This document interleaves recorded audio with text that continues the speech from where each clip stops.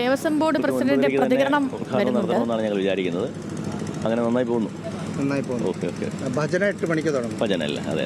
ഈ എല്ലാവർക്കും ശബരിമല വിസിറ്റ് ഉണ്ടോ വൈകിട്ട് പരിപാടിക്ക് ശേഷം? എല്ലാവർക്കും ഉണ്ട്.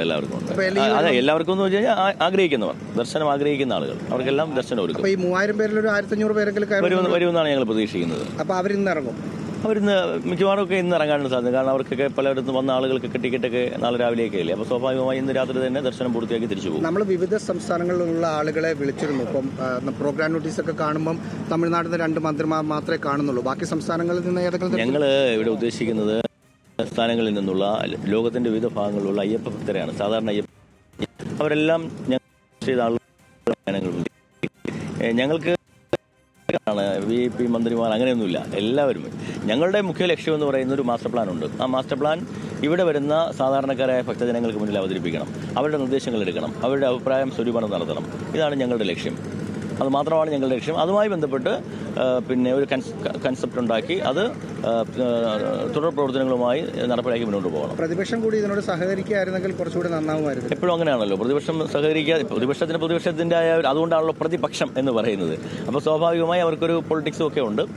കേവലം ഒരു രാഷ്ട്രീയം മാത്രമായിട്ടാണ് ഞാൻ കാണുന്നത്. കാരണം ഇതുമായി ബന്ധപ്പെട്ട് ഞങ്ങൾക്കൊരു രാഷ്ട്രീയവുമില്ല. ഞങ്ങളെല്ലാവരും ഇതിൻ്റെ തുടക്കം മുതൽ തന്നെ എല്ലാവരെയും ഉൾക്കൊള്ളിച്ച് പോകുവാനാണ് ഞങ്ങളൊരു ശ്രമം നടത്തിയത്.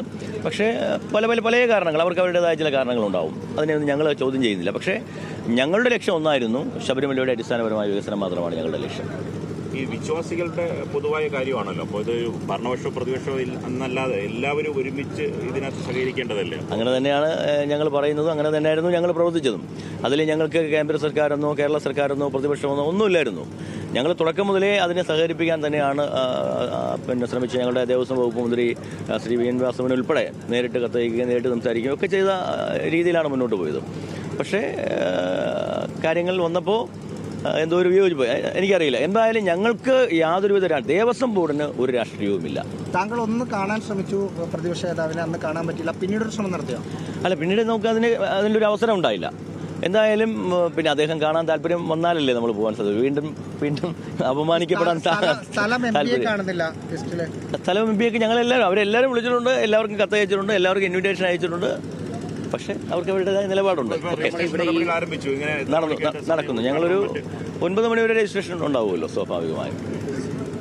തുടർ നടപടി എങ്ങനെയായിരിക്കും ഇവിടുത്തെ ചർച്ചയെല്ലാം കഴിഞ്ഞ ശേഷം? തുടർ നടപടി ഞാൻ പറഞ്ഞല്ലോ, ഞങ്ങൾ മാസ്റ്റർ പ്ലാനുമായി ബന്ധപ്പെട്ട്, ക്രൗഡ് മാനേജ്മെൻറ്റുമായി ബന്ധപ്പെട്ട്, ടൂറിസവുമായി ബന്ധപ്പെട്ട് ചർച്ചകളാണ് നടക്കുന്നത്. അതിനെല്ലാം കൂടി ക്രോഡീകരിച്ചുകൊണ്ട് ഒരു കോൺസെപ്റ്റ് ബഹുമാനായ ദേവസ്വം വകുപ്പ് മന്ത്രി ഇതിൻ്റെ വാലിഡേറ്ററി ഫംഗ്ഷനിൽ അവതരിപ്പിക്കും. അതിനുശേഷം ഒരു കമ്മിറ്റി രൂപീകരിക്കുന്നുണ്ട്. വിവിധ മേഖലകളിലെ വിദഗ്ധരെയും ഒക്കെ ആത്മീയ മേഖലയിലുള്ളവരെയൊക്കെ ഉൾപ്പെടുത്തിക്കൊണ്ട് ഒരു കമ്മിറ്റി രൂപീകരിക്കും. ആ കമ്മിറ്റി രൂപീകരിച്ചാണ് ഇതിൻ്റെ ഫോളോ അപ്പുമായി മുന്നോട്ട് പോകുന്നത്. Thank you. Okay, Devaswom board പ്രസിഡന്റിന്റെ പ്രതികരണം കൂടി നമ്മൾ കേട്ടു. പിന്നെ ഇപ്പോൾ ദേവസ്വം ബോർഡ് പ്രസിഡന്റ് ഈ മറ്റ് സംസ്ഥാനങ്ങളിലെ പ്രതിനിധികൾ വരാത്തതിലും കൂടിയൊക്കെ പ്രതികരണം നടത്തിയെന്ന് തോന്നുന്നു അല്ലേ? സേതു, അങ്ങനെ തന്നെയാണ്. എന്തായാലും ശബരിമലയുടെ മാസ്റ്റർ പ്ലാൻ അതാണ് പ്രധാനമായും ഊന്നലെന്നാണ് ഇപ്പോൾ ദേവസ്വം ബോർഡ് പ്രസിഡന്റ് തന്നെ പറഞ്ഞിരിക്കുന്നത്. എന്തായാലും നിലവിൽ ഈ ചർച്ചകൾ, അതായത് നമുക്ക് അറിയാം, ഇത് ശബരിമലയുടെ മാസ്റ്റർ പ്ലാനാണ് പ്രധാനമായും ഉദ്ദേശിക്കുന്നത്.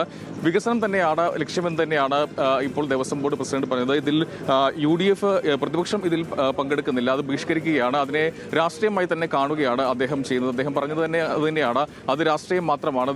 നേരത്തെ പ്രതിപക്ഷ നേതാവിനെ നേരിട്ട് ക്ഷണിക്കാൻ ചെന്നതാണ്. പക്ഷേ അന്ന് അദ്ദേഹം കാണാൻ തയ്യാറായില്ല എന്നാണ് ദേവസ്വം ബോർഡ് പ്രസിഡന്റ് പറഞ്ഞത്. പിന്നീട് ഒരു ശ്രമം നടത്തിയിട്ടില്ല. എന്തായാലും ഇതിനെ രാഷ്ട്രീയമായി കാണുന്നില്ല. ഈ ശബരിമലയുടെ വികസനമാണ് ഏറ്റവും പ്രധാനമായിട്ടുള്ളത്. മറ്റൊന്ന്, ഇവിടെ വിവിധ സെഷനുകളിലുള്ള ചർച്ചകൾ നടക്കും. ആ ചർച്ചകളിലൊക്കെ ഉരുത്തിരിഞ്ഞു വരുന്ന ആശയങ്ങൾ അതൊക്കെ ക്രോഡീകരിച്ച് ഒരു കമ്മിറ്റി ഉണ്ടാക്കും. ആ കമ്മിറ്റി രൂപീകരിച്ച ശേഷമാകും ഇതിന്റെ മറ്റ് നടപടികൾ മുന്നോട്ട് പോവുക എന്നാണ് ദേവസ്വം ബോർഡ് പ്രസിഡന്റ് ഇപ്പോൾ പറഞ്ഞിരിക്കുന്നത്. എന്തായാലും രാവിലെ 6 മണിക്ക് ഇവിടെ പ്രതിനിധികളൊക്കെ എത്തി തുടങ്ങിയിട്ടുണ്ട്. അവരുടെ രജിസ്ട്രേഷൻ നടപടികൾ പൂർത്തിയായിരിക്കുകയാണ്. മറ്റ് കൂടുതൽ ആളുകൾ ഇവിടേക്ക് വരിക. എന്തായാലും 3500ഓളം പ്രതിനിധികൾ പങ്കെടുക്കുമെന്നാണ് ദേവസ്വം ബോർഡ് പറയുന്നത്. അത്രയും ആളുകളെ പ്രതീക്ഷിക്കുന്നുണ്ട്. അതിന് സൗകര്യങ്ങൾ തന്നെ ഒരുക്കിയിട്ടുണ്ട്. എന്തായാലും 10 മണിക്കാണ് ഉദ്ഘാടനം നടക്കുക. മുഖ്യമന്ത്രി ഇവിടെ പമ്പയിലുണ്ട്. അദ്ദേഹം 10 മണിക്ക് ഈ പ്രധാന വേദിയിലേക്ക് എത്തിയ ശേഷമാകും ഉദ്ഘാടന സെഷൻ നടക്കുക. സേതു. ഓക്കെ ബിനിൽ, ഇപ്പോൾ ഈ മറ്റ് പ്രതിനിധികളൊക്കെ ഈ എത്തിത്തുടങ്ങിയപ്പോൾ എനിക്ക് തോന്നുന്നു ബിനിൽ ഒരുപക്ഷെ അവരോടൊക്കെ ഒന്ന് സംസാരിച്ചിട്ടുണ്ടാകും. ഇവരൊക്കെ വരുന്നത് എങ്ങനെയാണ്? ഇപ്പം എന്തെങ്കിലും മെസ്സേജ് ഒക്കെ വരുന്നതിൻ്റെ അടിസ്ഥാനത്തിലാണ് ഇവരെ എങ്ങനെയാണ് ഇതിലേക്ക് സെലക്ട് ആയത്? എങ്ങനെയാണ് ഈ മറ്റ് സംസ്ഥാനങ്ങളിൽ നിന്നുള്ളവരും അല്ലാതെ അവിടേക്ക് എത്തിയ പ്രതിനിധികളൊക്കെ?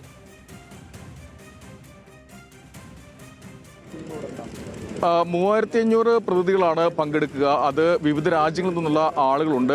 ഇന്ത്യയിൽ നിന്ന് മാത്രമല്ല, ഇന്ത്യക്ക് വെളിയിലുള്ള ആളുകളും പങ്കെടുക്കുമെന്നാണ് നമുക്ക് അറിയാൻ കഴിയുന്നത്. അവിടെ അങ്ങനെയുള്ള ആളുകളും ഇവിടേക്ക് എത്തിക്കൊണ്ടിരിക്കുകയാണ്. പ്രത്യേക രജിസ്ട്രേഷൻ നടപടികൾ ഉണ്ട്. അതൊക്കെ പൂർത്തിയാക്കിയ ശേഷമാകും അവർ ഇവിടേക്ക് വരികയും ചെയ്യുന്നത്. എന്തായാലും പ്രധാനമായും ഈ എത്തുന്ന ആളുകൾക്ക് ഉള്ള സൗകര്യങ്ങൾ പൂർത്തിയാക്കിയിട്ടുണ്ട്. മാത്രമല്ല, വിവിധ സെഷനുകളിലെ ചർച്ചയാണ് നടക്കുക. ഞാൻ നേരത്തെ സൂചിപ്പിച്ചതുപോലെ ഏറ്റവും പ്രധാനം ശബരിമലയുടെ മാസ്റ്റർ പ്ലാനാണ്. ആ മാസ്റ്റർ പ്ലാനിലുള്ള ചർച്ചയായിരിക്കും ആദ്യം നടക്കുക. അതിനുശേഷമാകും മറ്റ് ക്ഷേത്രങ്ങളുമായി ബന്ധപ്പെടുത്തി എങ്ങനെ ഈ ശബരിമലയിലെ അല്ലെങ്കിൽ തീർത്ഥാടനം മറ്റ് ക്ഷേത്രങ്ങളുമായി എങ്ങനെ ബന്ധപ്പെടുത്താം, അത് ഏതൊക്കെ ക്ഷേത്രങ്ങളാകണം, അങ്ങനെയുള്ള ചർച്ചകളാണ് രണ്ടാമത് നടക്കുക. മൂന്നാമത് നമുക്ക് ഏറ്റവും പ്രധാനം ശബരിമലയിലെ തിരക്കാണ്. തിരക്ക് നിയന്ത്രിക്കാൻ എന്തൊക്കെയാണ് മാർഗങ്ങൾ അടക്കമുള്ള കാര്യങ്ങൾ ചർച്ചയിലൂടെ ഉരുത്തിരിഞ്ഞ് വരും.